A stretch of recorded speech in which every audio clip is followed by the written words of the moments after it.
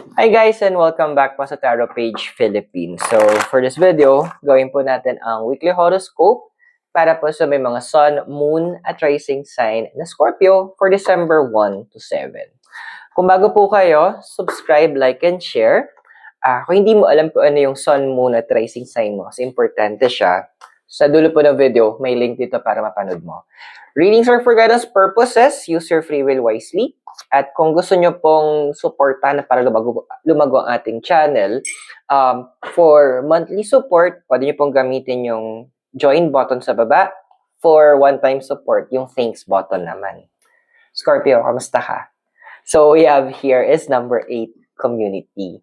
So, musta naman ang sorry sa term medyo nagda-drama, na parang feeling nyo wala nakakaalala sa inyo, parang feeling nyo mag-isa kayo, wala kayo nakukuhang help, parang ando na nakikita nyo yung mga iba sa paligid nyo, they are being remembered, andoon na may mga, kumbaga parang may biglang help na dumarating sa kanila or connection, tapos parang sa'yo wala.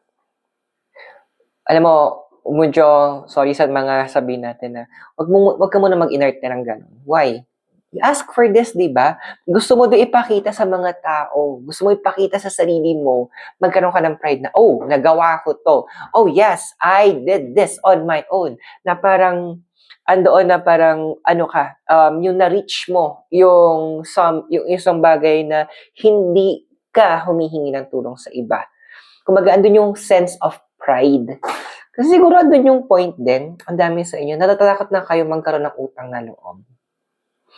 Natatakot kayo na, kasi alam mo yung parang yung point na nasanay kayo na kayo nagbibigay. Hindi rin kayo, parang andun na kapag may nagbigay sa inyo, medyo parang may konting fear, kasi baka masumbatan kayo, gamitin against sa inyo, or andoon kasi na parang baka ma-attach din kayo. So, wala mong masama kung nararamdaman mo yan. Lahat ng nararamdaman natin, valid yan. Ang hindi nagiging valid, kung alam mo ano, is yung actions na pwede natin gawin based do sa nararamdaman natin. Now, ano ba yung crossing mo ngayon? So, we have here is 43.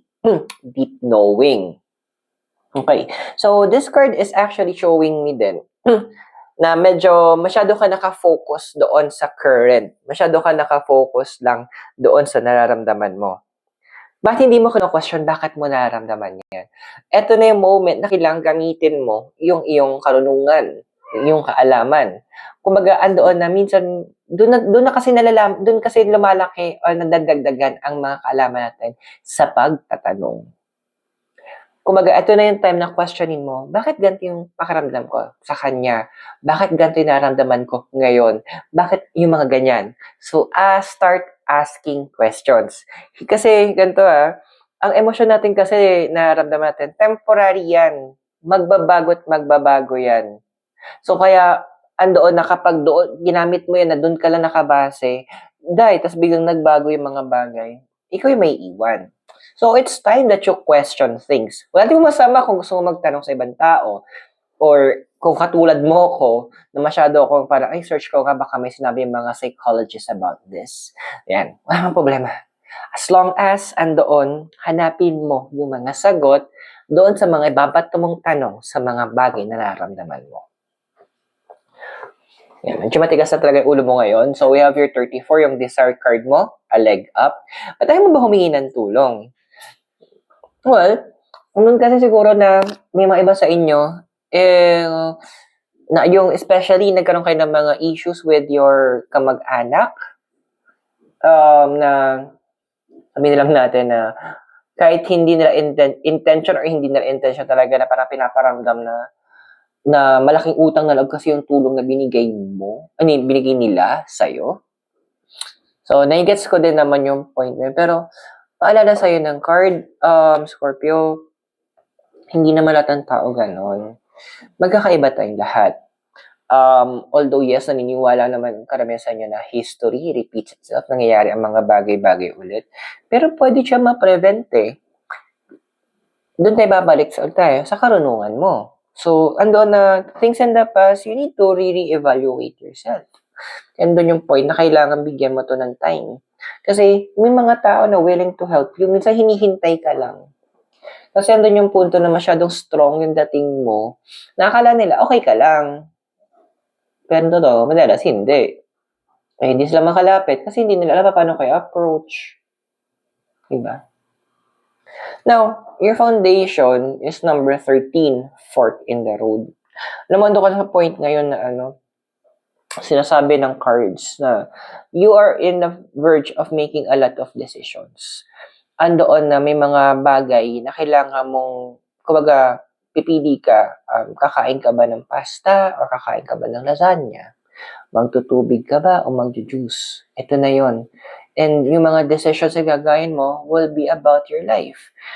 At andoon na nahihirapan ka mag-decide kasi wala ka pang enough knowledge. Wala kang enough na karunungan para gamitin para doon sa magkaroon ka ng tinatawag natin na informed decision. So, ito na yung point. Allow others to help you. Andun na may mga tao na genuine na gusto kang tulungan. Andun lang siguro, kailangan mo matutunan paano tumanggap. Ito yung masasabi ko, bigyan mo sila ng pagkakataon na ipakita naman sa'yo paano ka nila kamahal, paano ka nila nerespeto, gano'n ka ka-importante sa kanila. Hayaan mo silang gumawa ng paraan para ipakita yon sa'yo. Pero kailangan mag-open up, ha? Now, sa past mo, we have here is 25, round and round. Well, normal naman talaga sa'yo ang transformation, no, especially mga may moon in Scorpio. Parang consistent na parang lagi may pagbabagong nangyayari sa life nyo. Now, that's okay. Kasi nalulungkot lang kayo. Parang may mga bagay na hindi naglalas sa buhay nyo. Hindi tumatagal, especially yung mga friendships, yung mga connections nyo. Parang yung iba, ang dami sa inyo na, sabihin after na umalis ng work, nawala na yung mga friendships doon.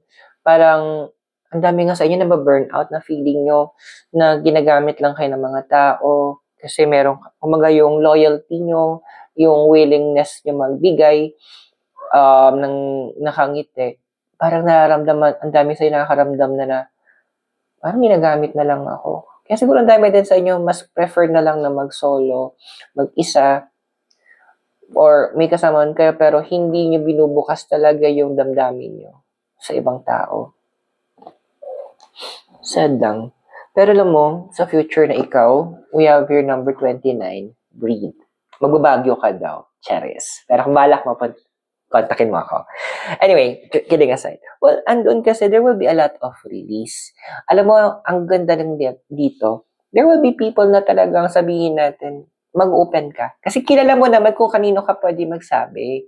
Alam mo naman kung sino talaga yung sabihin natin na matured na magsasabi sila, yung sasabihin nila is hindi yung gusto mong marinig. Yung kailangan mong marinig. Yung kahit masakit, sasabihin nila. Kasi alam nila, ma-appreciate mo na kumbaga, andun yung mindset nila na mas pipiliin ka nilang saktan kasi nagsasabi sila ng totoo, kaysa naman napasayahin ka nila kasi nagsisinungaling sila. Which is yun yung gusto mo din naman.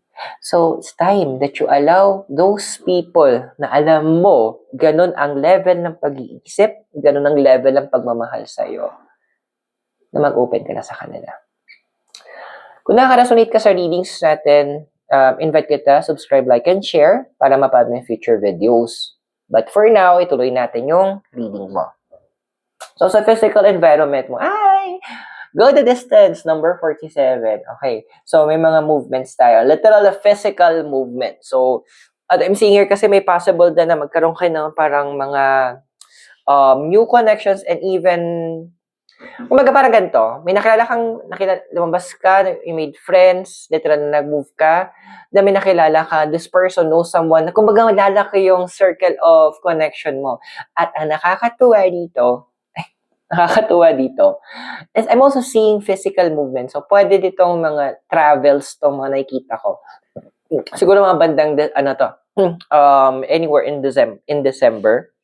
So, it could be vacations or official travels, andoon. Basta hindi ka itong mga coming weeks na to, hindi ka mapipirme kung nasan ka Kumbaga, laging on the go. Medyo mahihirapan kaming hagilapin ka sa bahay mo.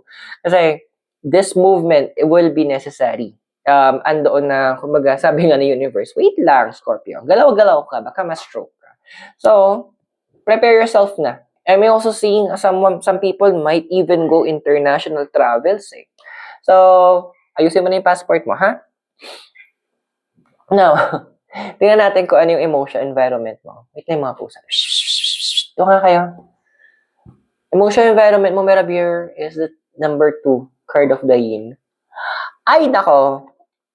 Ewan ko na lang. Pero, what I'm seeing here kasi sa cards, some of you guys, masyado yung binabarricade yung emotions nyo, Kumbaga, andon na sa sobrang, kumbaga, andon na masyado kayong, sabi natin, na trauma sa past and trusting people. Sa mga kamag-anak nyo na, mga kamag-anak na hinugot mo na sa lupa.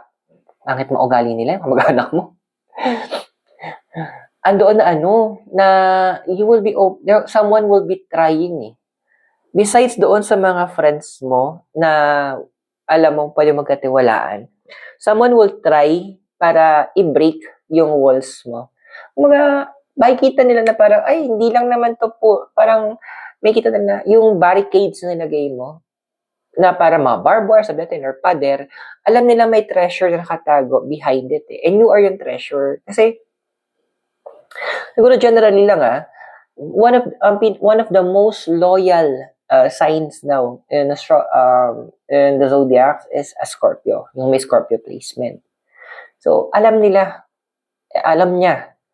kaya magta-try siya na i-reach out ka. Ito na yung moment na medyo magiging suspicious ka, pero alam mo, nakakaloka, naintindihan niya yun, and magiging consistent ang tao to, which is yung hinahanap mo. Hindi ko sinasabing jowa mo agad to, partner mo to, or whatnot. But this person, mag-iiwan siya ng isang lesson sa'yo na hindi lahat ng tao is pare-pareho. Hopes and fears mo. We have here is number 46, regeneration.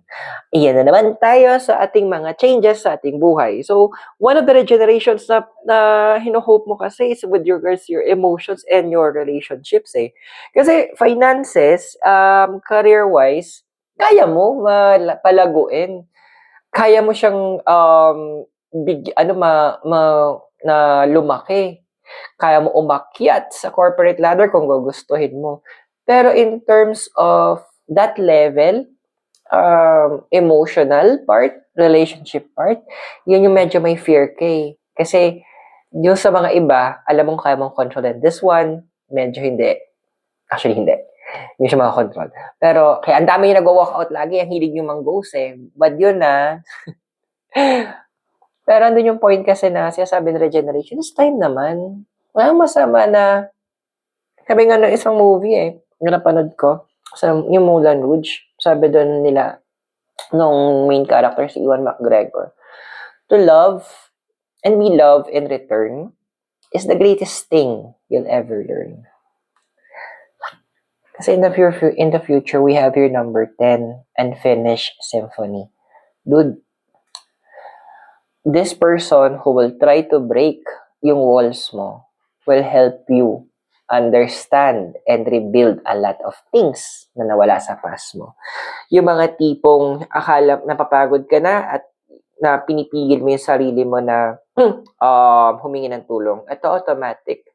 Siya na mismo yung mag-offer. Actually, hindi lang offer Gagalaw agad to without you asking. Andoon na a person of action siya.